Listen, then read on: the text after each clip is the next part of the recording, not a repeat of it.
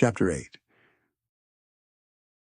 My physio was hard, but otherwise went off without any real hiccups. The first time I was there, I was too nervous to take Marcela up on her offer. But on my second visit, I made sure to call ahead of time to arrange lunch with her.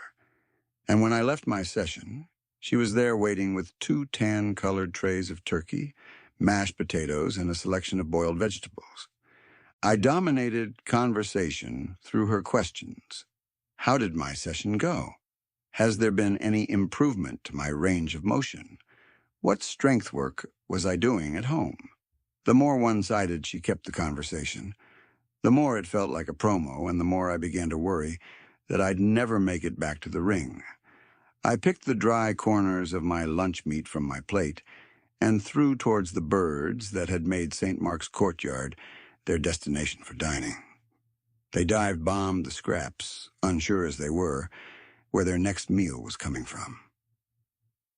"Someone told me once that pigeons can't make nests," Marcela offered out of nowhere. "I know the feeling," I replied. "It makes me sad for them." When we went our separate ways, I had no idea whether that was it. But when I arrived for my next visit, she was there waiting for me. She was in her own clothes. I guessed it was her day off, and the fact that she came in to keep a loose date with me made my heart race. That time felt less like an interview. We talked like two people actively seeking to get to know each other. She was funny. She was smart. She thought I was crazy for the things I would put my body through in order to make a living and entertain rooms full of drunken truck drivers and kids with undiagnosed hyperactivity conditions. And when I looked at it from her point of view, I couldn't argue with her. We met once outside of the hospital at a deli, and things felt like they were beginning to change gear. On our way into the place, she took my hand. Her hand felt small in mine. Her fingers, soft and delicate. I applied a little bit of pressure to let her know I was there, and kept hold of the smile that was threatening to burst free. After lunch, I walked with her back to the hospital parking lot, and missed a moment that felt like she had teed up for me to ask her out properly. She was missing from the following physio appointment, and the one after that. A few weeks went by, and I stopped going there for treatment, and instead brought a guy in to do it in my gym. The final appointment had to be at St. Mark's, as my insurers needed the signature of the designated practitioner in order to close out the claim and for me to stand a chance of returning to the ring. Though I hadn't seen her in months, I half expected to see her smile curl up across her face when I turned the corner to the physio center, but she wasn't there. Dr. Leary put me through my paces one final time, and when satisfied, gave me a pat on the back and a good job for all the hard yards before she went to her desk and retrieved a note that had been left for me. I stuffed it into the pocket of my jacket until I got outside and was clear of the hospital, until I was safe. I climbed into my car, pulled the note from my pocket, and steadied myself for it. It could only have been from her. It read, "I stopped seeing you because of me, not you. I'm sorry I didn't explain this to you. I hope that the rest of your recovery went as well as it started, and you're champ again soon. I hope you don't hate me. Sorry again, Mars. I stopped seeing you because of me, not you." I should have been annoyed by the self-recriminatory vagueness of that line. I should have balled that sliver of yellow notepad up and tossed it from my car, but I didn't. For what it was worth, she didn't owe me an explanation. Marcela didn't owe me anything. In fact, I owed her. She was there for me when I needed motivation and stability. She'd been something of a North Star for me at a time of impossibly overcast skies. I was back on my feet and on my way to, hopefully, get signed off for a return to the ring, and while it wasn't specifically because of my lunch dates with her, the opportunity to spend time with her got me kicking out at 2 when otherwise I may have just tried to reach for the bottom rope. I drove to the GCW building, and when I arrived, another blonde woman was there waiting on me.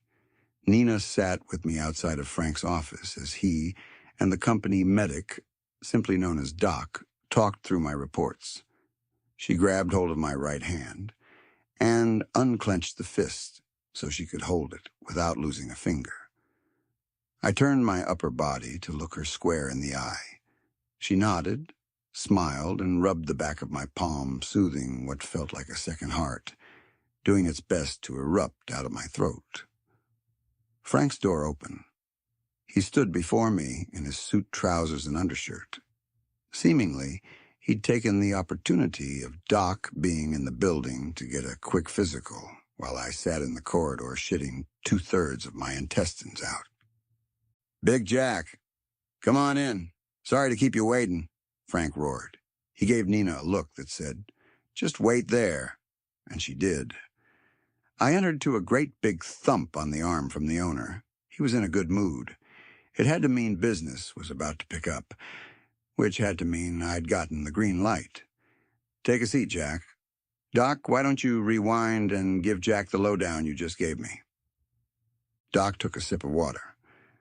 "Well, for as much of a goddamn mess you made of the back of your neck, and believe me, you made a god-fucking-damn mess of the back of your neck, you look good. The surgery looks to have taken. You've recovered well. You do have limited mobility in your neck muscles, which is something that's going to be with you for the rest of your life, but all things considered, I'm happy to sign you off and return you to the active roster." I thought I'd cry if it was bad news. In that moment, I knew I was going to cry from the good news, so I balled my fist up and drove it down onto Frank's desk. Photos, in trays, and a coffee mug full of pens bounced from the hardwood surface and scattered over the rich carpeted floor beneath our feet. "Jesus Christ," exhaled Doc. "Good news, yes?" beamed Frank. "Yes," I said, biting down on my tongue to stop my eyes from filling. "Really good fucking news." "I'll take it from here, thanks, Doc," said Frank. We held the silence until Doc's weary old shuffle left the office and fixed the door back into frame. "Okay, now that I'm back, I want to talk to you about my character. After the triple threat match, Let's not let the tiger off the leash before we feed him," Frank said, buttoning up his shirt and returning his royal blue tie around his thick neck. I didn't quite understand what he meant, though I knew I was the tiger in this analogy. "I was thinking we ease you back into the action. Esteban Cruz needs a tag partner since Luis fractured his hip. I was thinking maybe you two could team up and take on the brothers Pincer.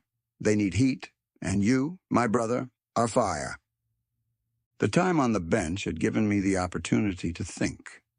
Marty Monroe's face hadn't crossed the entrance to my boat in the months I'd been sidelined, and that pissed me off. I'd mostly understood his no-showing at the hospital, but after that it was more than kayfabe.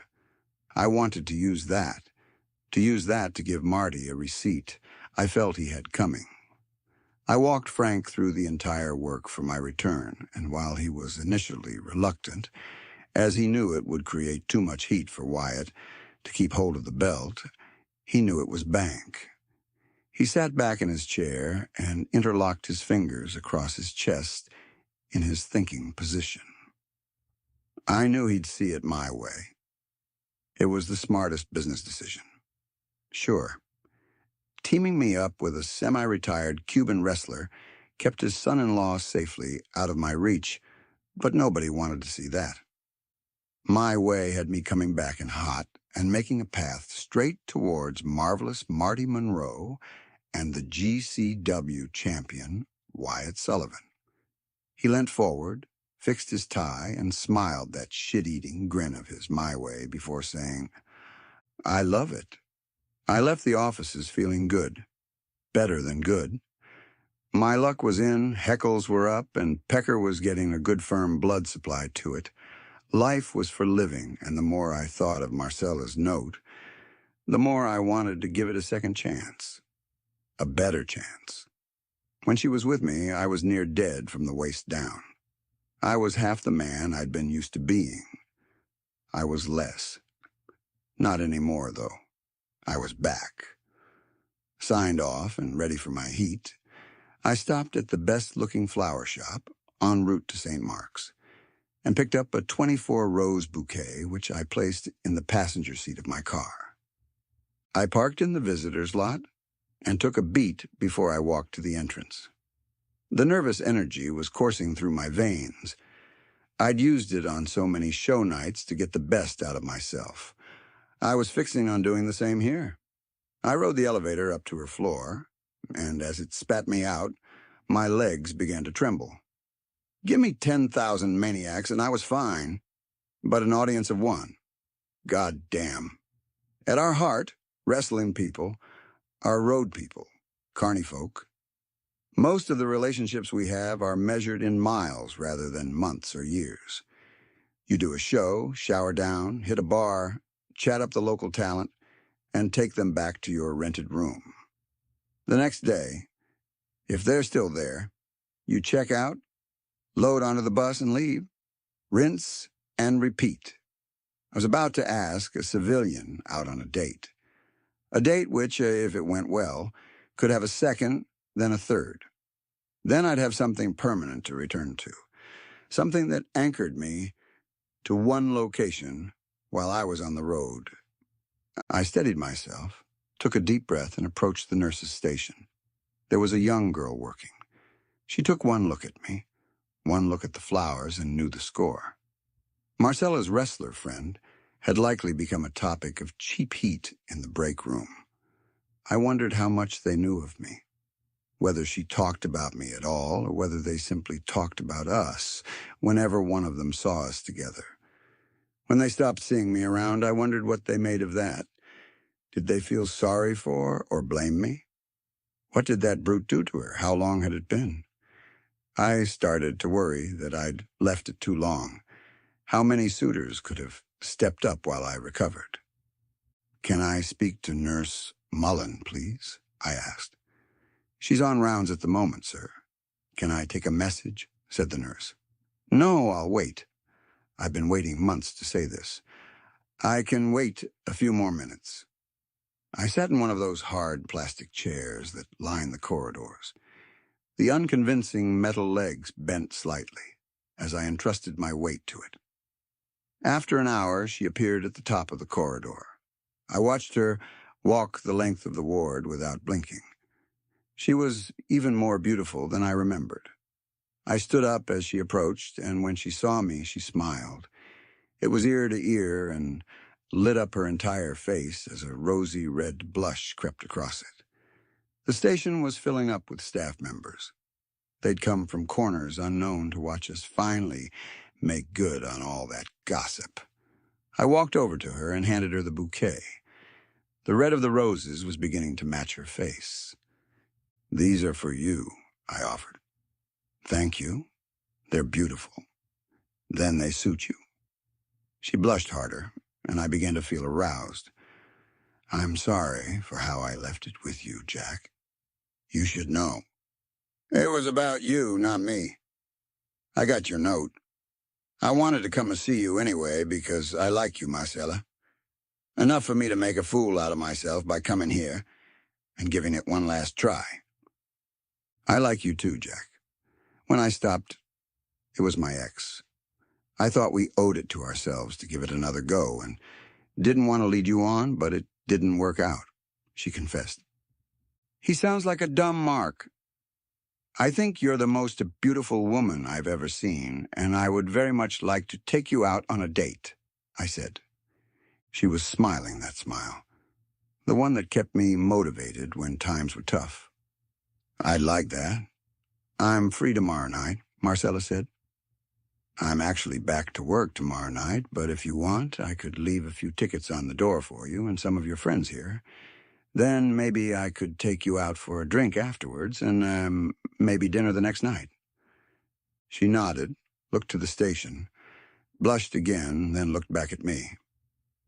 It looks like I might need me, and a +7.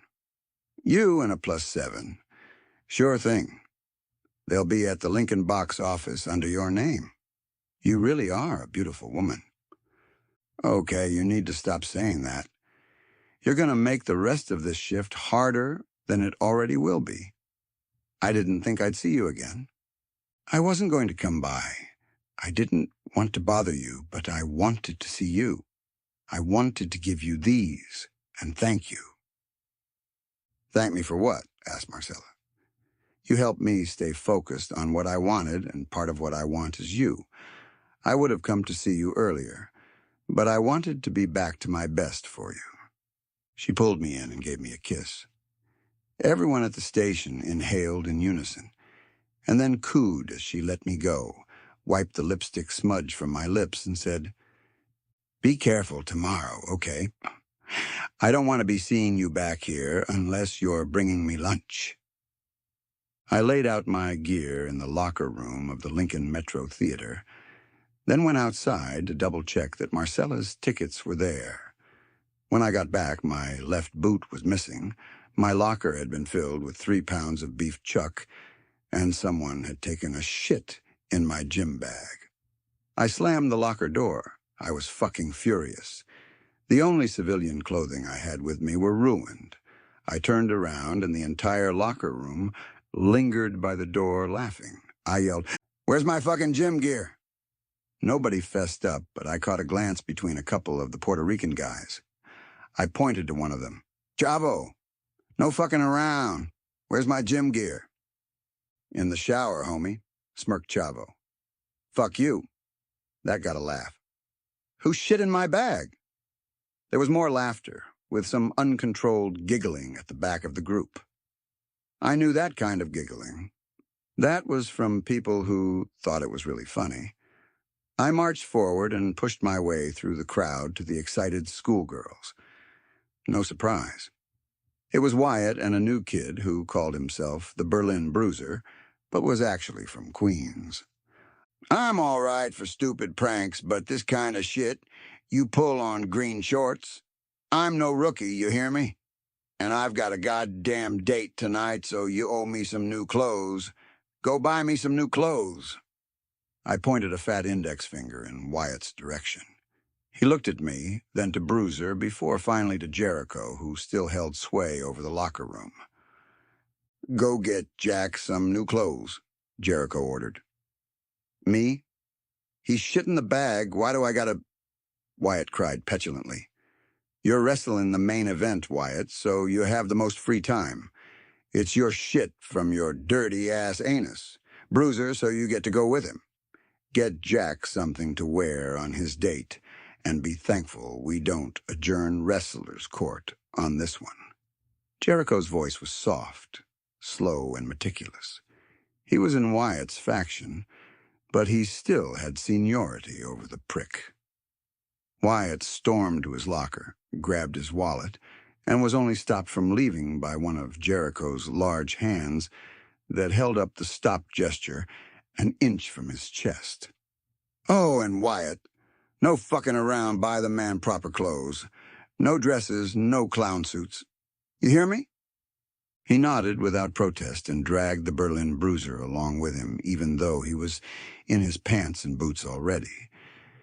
I was sick into a bucket a few feet behind that thick velvet curtain. Marty had taken to the ring as the challenger. Wyatt entered to a chorus of boos and worked it to a point that even his own mother would have passed a switchblade across his throat, given the chance. I'd avoided the backstage area while those two were getting into character. Marty had arrived late for the show, having been at a local news station promoting the event, so I hadn't seen him since the day I broke my neck. I didn't want to see him, and more importantly, I didn't want him to see me until I was in that ring and cutting the promo that had given Frank a hard-on in his office. Don Hanson came up to me, tapped me on the shoulder, and quietly whispered in my ear, "Anytime you're ready, champ." I took my 3 steps back, then realized that Marcela was in the crowd. She was in the front row with the VIPs, wives and girlfriends. Inviting her along was a bad idea. More pressure to an already white-hot pressure cooker. I grabbed a bottle of water and poured it over my head. It ran down my body, making the outline of my muscles pop. Time to make money, I told myself before charging through the curtain. My hearing popped from the roar. Nobody in the audience knew I was going to be there other than Marcela and her +7. Kids and parents alike were losing their absolute shit. Screaming, howling. The lone wolf-jack gecko was back, and they were making sure everyone north of the Mason-Dixon line knew all about it. Every hair on my neck and arms stood to attention. My absence had made them love me. I looked to the ring. Marty and Wyatt had stopped grappling and were acting stunned. Where the fuck did he come from? Was painted all across their faces. Marty had a little something else behind the eyes. Shame, maybe. I hadn't discussed what I was going to say with anyone, but for the boss himself. Frank agreed with me that his genuine reaction would sell better with both the live audience and the TV folk watching at home. Wyatt hit Marty with a cheap shot to the breadbasket before whipping him into the turnbuckles. That was my cue. I started running. I picked up speed, charging towards the ring. Before diving in under the bottom rope and springing to my feet, I looked at Marty. I gave him my rage face. Wyatt coaxed and encouraged this. Some of the cheers were souring, turning to boos. I turned quickly and charged at Wyatt, hitting him with a spear to the chest, taking him to the mat. The arena erupted again. If there were another 1,000 people in the Lincoln, I could have been billed for structural damage. I jumped back to my feet and soaked it in, fueled up on the devotion that was being poured my way. Slowly, purposefully, I walked to Marty, who was dangling from the top rope, his arms being the only things keeping him upright. I placed his arm around my neck, then my arm around his trunk, and walked him out of the corner of the ring. It looked like I was walking a drunk friend home. The auditorium loved this too. I smiled their way, knowing it wouldn't last. Then I caught sight of her. Marcela, out of uniform in the front row and beaming with a mix of pride and adoration. I broke character for a second and threw her a wink before wrapping my free arm around Marty's midriff and hurtling him up into the air, then down into the middle of the ring with an explosive German suplex. Springing to my feet, I sold kick after kick to his torso and head. Wyatt clumsily got to his feet, fighting off the effects of the spear, and staggered into my path. The crowd was turning. Boos were echoing around the Lincoln Metro. Then a competitive mix of boo and cheer as I planted a boot to Wyatt's gut before slapping a speedy DDT on him. I got to my feet again and called for a microphone. Jim unraveled the extendable cable and fed it through the ropes to me. The boos were growing again. "Shut the hell up," I growled into the mic. "Boo! You suck, you asshole." It was fuel for my soul. 8 long months. I was back and close to the heat. 8 long months I've been out of the game, out of this ring. 8 long months I've had to sit at home and watch on TV as my GCW title was paraded around like it hadn't been stolen, right off my waist. "Boo! Hey, Jack, you fucking suck." You people cheer Marty Monroe like he's some kind of hero, like he's the good guy. When I broke my neck, he could have called for the match to be called off, but he didn't. Instead, he lay across me and stole my title. Then he left me to rot in a goddamn hospital bed. How many times did Marvellous Marty Monroe come visit the guy he stole the belt from, huh? Not once. The booing had stopped. I had them back in the palm of my hand. They were my once feral pet, now completely dedicated to me. Not once did he visit. Not once did he come to apologize. Hell, not once did he manage to defend the belt he stole from me. The very next week, he went and lost it to the streak of hot piss. There were howls coming from the nosebleeds. I was all the way over with them again. The select few who loved the heels because we were more interesting were with me. The rest loved hating me. So this is what I'm going to do, Marty. I'm going to keep whipping your sorry ass until you win my title back from Wyatt. Then I'm going to whip it one more time and take back what you stole from me. I dropped the microphone, bent over, and grabbed 2 hands' worth of Marty's hair.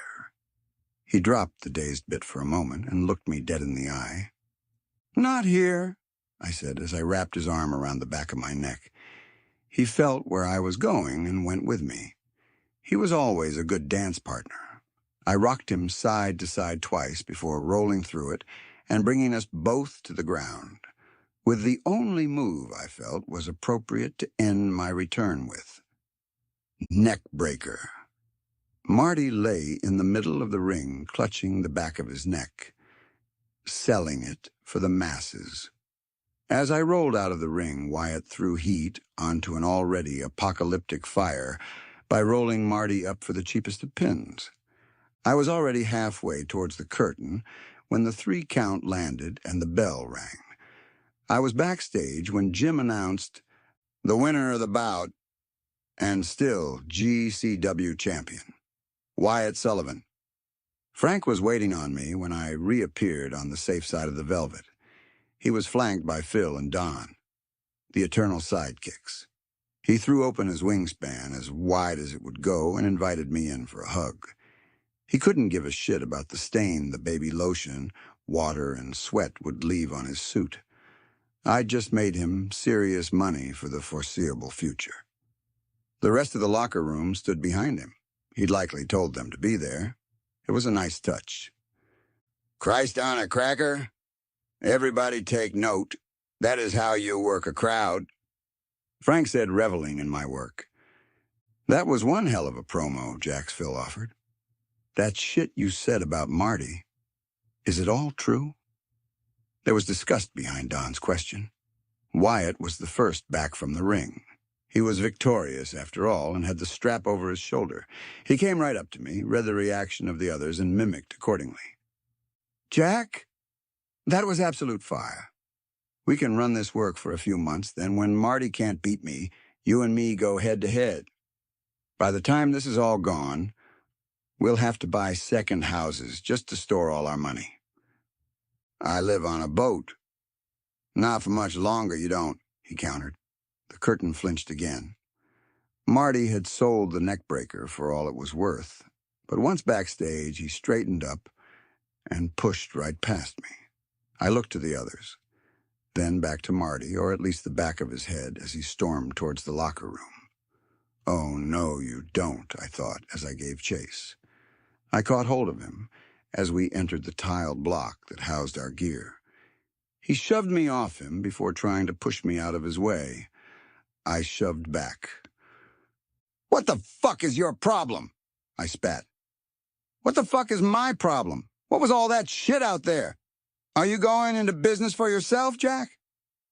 "Going into... fuck off." Frank knew exactly what I was going to say and do out there. "You got a problem, take it up with him." "And what was all that about visiting? You damn near broke kayfabe for what? For a shoot. This has nothing to do with kayfabe, and you know it. And that was no shoot." Frank knew every goddamn word I was going to say. "By the way, this is a weak apology, Monroe.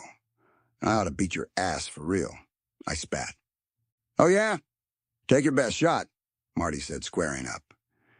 Jericho leapt between the pair of angry bucks he saw before him before any damage to body or building could be done. "Gentlemen, let's take it to court." "It's not a wrestling matter. There's no need for court. It's a simple case of misjudgment. I championed you. I put you over. I thought you were my friend, but when I got injured, you were a fucking phantom. So go fuck yourself, Monroe." Marty turned white as it was spelt out to him.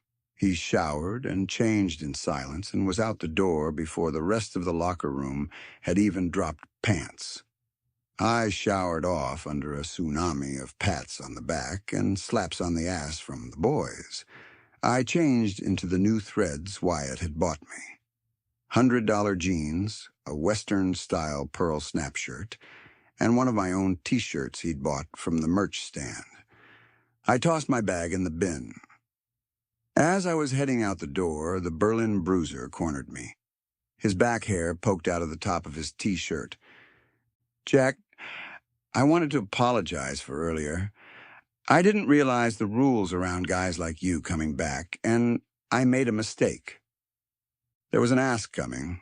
I might not have been the champ, but I was still something of a kingmaker." "Thanks, kid," I replied. Marcela peered over his shoulder. She'd bought herself a big foam finger and was waving it in my direction.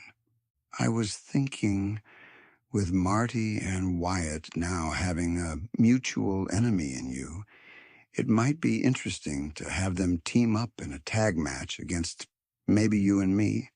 I'd love to work with—" "Sounds good. Take it to Frank. If he gives it his blessing, we can work out the mechanics of it at the gym. Now leave me alone so I can say hello to my date." Bruiser made himself invisible. A neat trick for a guy over 6 foot. Marcela took my hand and we walked in silence down towards the stage door. In my world, she was a little more coy.